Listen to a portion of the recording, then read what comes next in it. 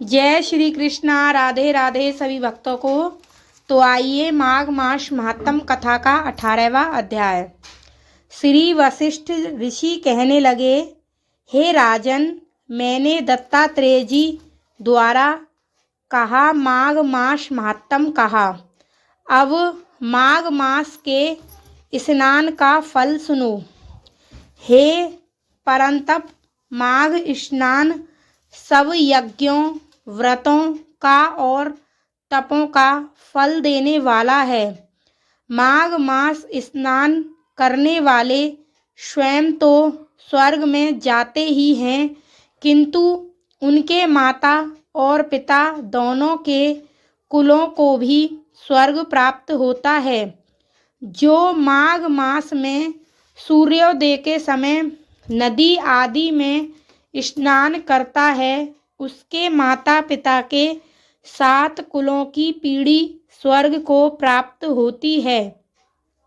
माघ मास में स्नान करने वाले दुराचारी और कुकर्मी मनुष्य भी पापों से मुक्त हो जाते हैं, और इस मास में हरि का पूजन करने वाले पाप समुदाय से छूटकर भगवान के सदृश शरीर वाले हो जाते हैं। यदि कोई आलस से भी माघ में स्नान करता है, उसके भी सब पाप नष्ट हो जाते हैं। जैसे गंधर्व कन्याएं राजा के श्राप से भयंकर कल को भोगती हुई लोमस ऋषि के वचन से माघ में स्नान करने से पापों से छूट गईं, यह वार्ता सुनकर राजा दिलीप विनय से पूछने लगा कि गुरुदेव, ये कन्याएं किसकी थीं? उनको कब और कैसे श्राप मिला? उनके नाम क्या थे? ऋषि के वाक्य से कैसे श्राप मुक्त हुई और उन्होंने कहाँ पर स्नान किया? आप विस्तार पूर्वक सब कथा कहिए। वशिष्ठ जी कहने लगे, हे राजा, जैसे अरणि से स्वयं अग्नि उत्पन्न होती है, वैसे ही यह कथा धर्म और संतान उत्पन्न करती है। हे राजन, सुख संगीत नामक गंधर्व की कन्या का नाम विमोहिनी था।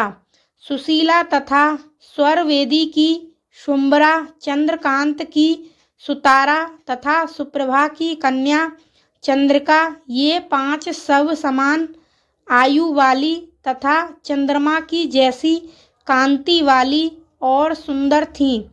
जैसे रात्रि को चंद्रमा शोभायमान होता है, वैसे ही पुष्प की कलियों के समान खिली हुई यह अप्सराएं थीं। ऊंचे पयोधर वाली पद्मिनी, वैशाख मास की कामनी, यौवन दिखाती हुई नवीन पत्तों वाली लता के सदृश गोरे रंग, सोने के सदृश चमकती हुई और सोने के अलंकारों से सुशोभित सुंदर वस्त्र धारण करे हुए, अनेक प्रकार के गाने और वीणा अथवा बांसुरी तथा दूसरे बाजे बजाने में प्रवीण और ताल, स्वर तथा नृत्य कला में निपुण थीं। इस प्रकार वे कन्याएं क्रीड़ा करती हुई कुबेर के स्थान में विचरती थीं। एक समय कौतुकवश माघ मास में एक वन से दूसरे वन में विचरती हुई मंदिर के पुष्प तोड़कर सरोवर पर गौरी पूजा के लिए गईं। स्वच्छ जल के सरोवर में स्नान करके वस्त्र धारण कर मौन हो बालू मिट्टी की गौरी बनाकर चंदन, कपूर, कुमकुम और सुंदर कमलों से उपचार सहित पूजन करके ये 5 कन्याएं ताल नृत्य करने लगीं। फिर ऊंचे गांधार स्वर में सुंदर गीत गाने लगीं। जब ये कन्याएं गाने और नाचने में लीन थीं, तो उस अच्छोंद नामक उत्तम तीर्थ में वेद निधि नाम के मुनि के पुत्र अग्रिप ऋषि स्नान को गए। वह युवा ऋषि सुंदर मुख, कमल सदृश नयन, विशाल छाती, सुंदर भुजाओं वाला दूसरे कामदेव के समान था।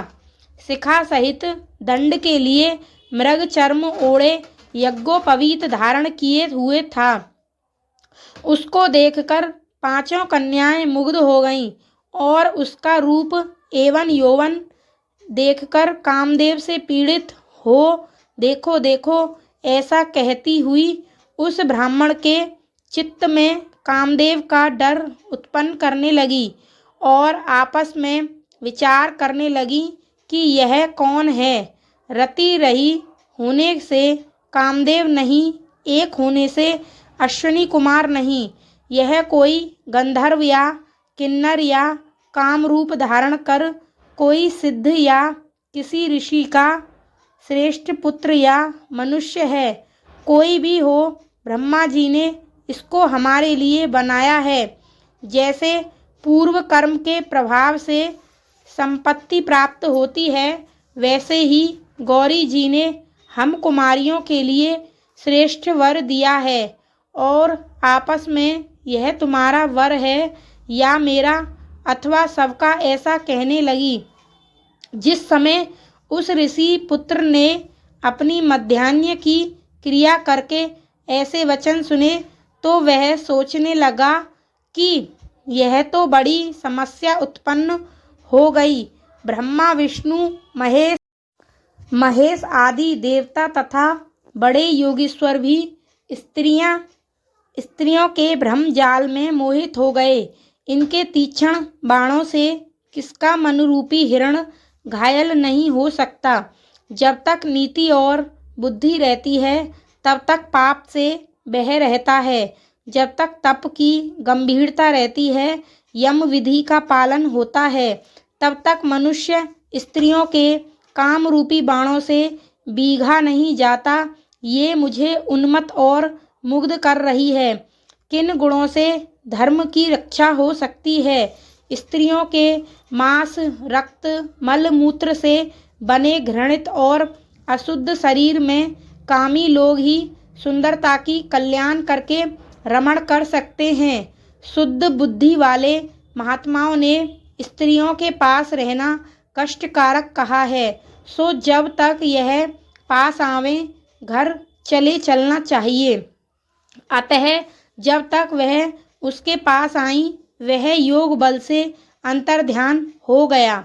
ऋषि पुत्र के ऐसे अद्भुत कर्म देखकर वह चकित होकर डरी हुई चारों तरफ देखने लगी और आपस में कहने लगी, यह क्या इंद्रजाल था जो देखते देखते विलीन हो गया। और वह विरह की अग्नि में जलने लगी और कहने लगी कि हे कांत, तुम हमको छोड़कर कहाँ चले गए? क्या तुमको ब्रह्मा ने हमको विरह रूपी अग्नि में जलाने के लिए ही बनाया था? क्या तुम्हारा चित्त दया रहित है जो हमारा चित्त दुखाकर चले गए? क्या तुमको हमारा विश्वास नहीं? क्या तुम कोई मायावी हो? बिना किसी अपराध के हम लोगों पर क्यों क्रोध करते हो? हे हृदयेश्वर, तुम्हारे बिना हम नहीं जीवेंगी। जहाँ पर आप गए हो हमें शीघ्र ले चलो, हमारा संताप हरो और हमको दर्शन दो, दया करो। सज्जन लोग किसी का नाश नहीं देखते। हर हर महादेव। तो 18वां अध्याय समाप्त। जय श्री कृष्ण।